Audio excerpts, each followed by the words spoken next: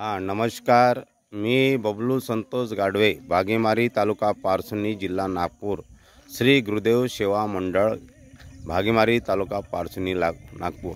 आता आपण नेहमी एक राष्ट्रसंत तुकडोजी महाराज यांच्या ग्रामगीतेवरती आपण चिंतन करत असतो. तर चला या आता आपण चिंतन करूया.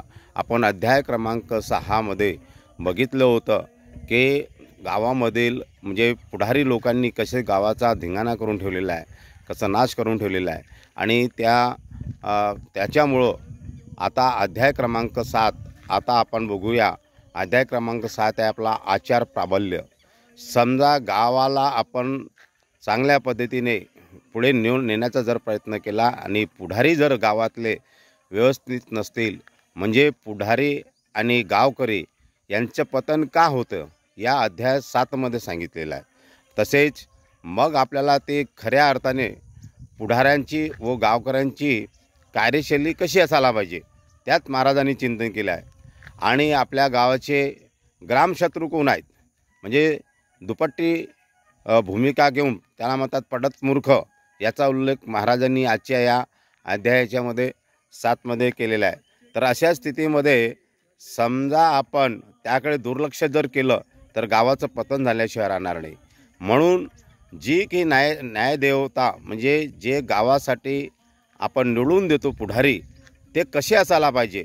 जर पुढारी व्यवस्थित नसतील तर गावाचा धिंगाणा झाल्याशिवाय राहत नाही. कारण की गाव हे आदर्श होण्याच्या ऐवजी गावामध्ये व्यसने येतील आणि व्यसने आल्यानंतर सर्वांचं जीवन हे दुःखमय होईल. म्हणून अध्याय क्रमांकामध्ये आचार प्राबल्य म्हणजे आपले आचार विचार कसे असायला पाहिजे असे राष्ट्रसंत तुकडोजी महाराज म्हणतात.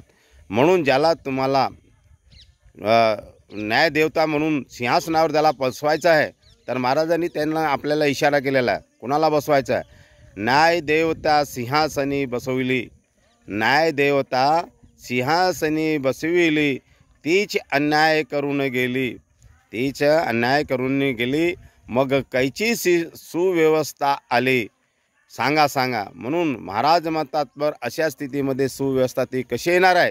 समजा तुम्ही न्यायदेवता म्हणजे न्याय देणारे जे पुढारी आहे त्यांना जर आपण ते जर भ्रष्टाचारी असतील, ते व्यभिचारी असतील, त्यांचेच उलटसुलट धंदे असतील तर अशाने आपलं गाव पुढं जाणार नाही. मग जनमनात येईल ते करती, मग अशा वेळेस काय होईल? जनमनात येईल ते करती, दारू पिती तमाशे नाचविती, पुढारीच पुढाकार घेती ऐशा कामी. मग अशा कामामध्ये पुढारी पुढाकार घेतील आणि जनताही सुद्धा त्याच्या सामू लागली तर त्या गावाचा धिंगाणा झाल्याशिवाय राहणार नाही, गाव हे सुरळीत राहणार नाही.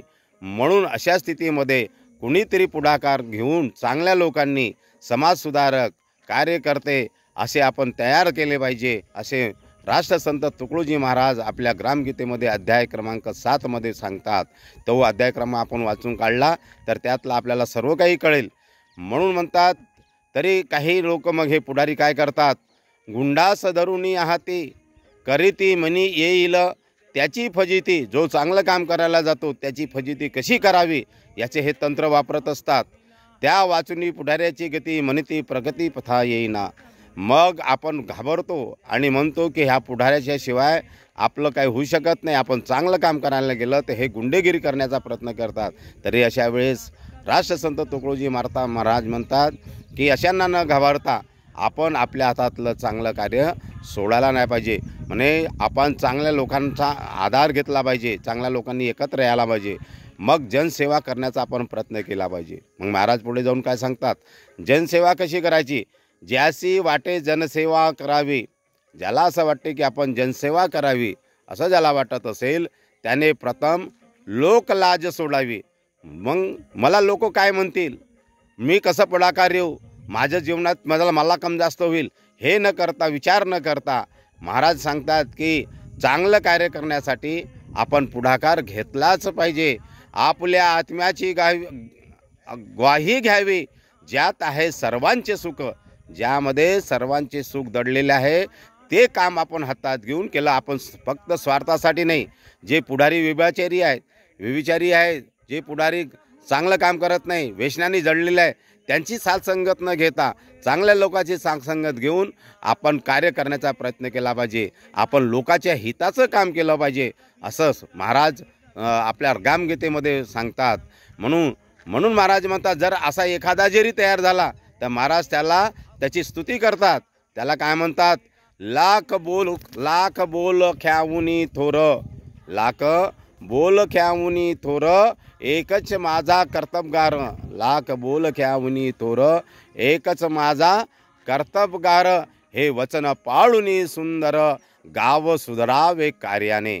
म्हणून अशा प्रकारे एक तरी जरी एका गावासाठी एक जर तयार झाला आणि त्यांनी गाव सुधारण्याचा प्रयत्न केला तर आज नाही उद्या कालांतराने बाकीचेही सगळे त्याच्या पाठीमागं आल्याशिवाय राहणार नाही.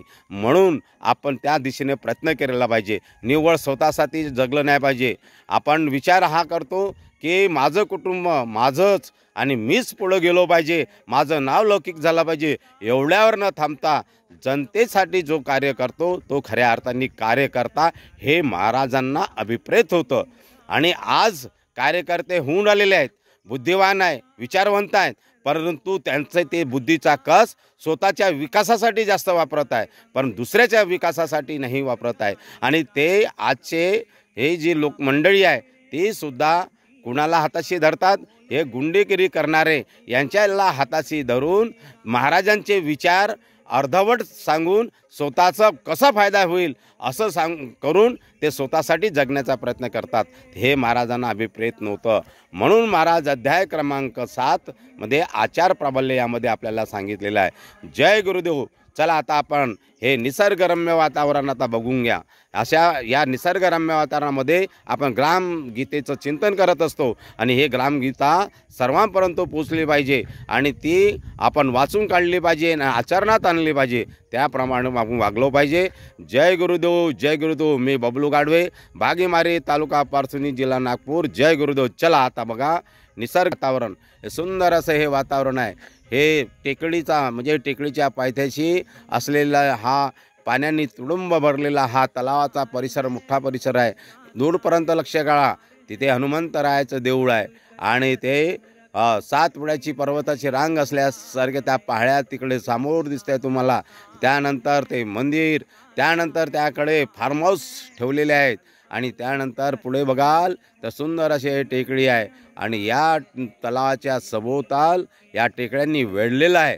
असे ह्या निसर्गरम्य वातावरणामध्ये येऊन आपण हा ग्रामगीता ही चिंतनाचा विषय घेत असतो आणि हे सर्वांपर्यंत पोहोचली पाहिजे. ग्रामगीता हा एकमेव उद्देश आहे यामधला. आणि ग्रामगीतेच्या हाताशी धरून जरा आपण ग्रामगीतेला धरून जीवन जगण्याचा प्रयत्न केला तर जीवन आपलं सुखमय होऊ शकते. जय गुरुदेव. जय गुरुदेव. धन्यवाद. मी गाढवे, बागेमारी, तालुका पारसुनी, जिल्हा नागपूर. जय गुरुदेव.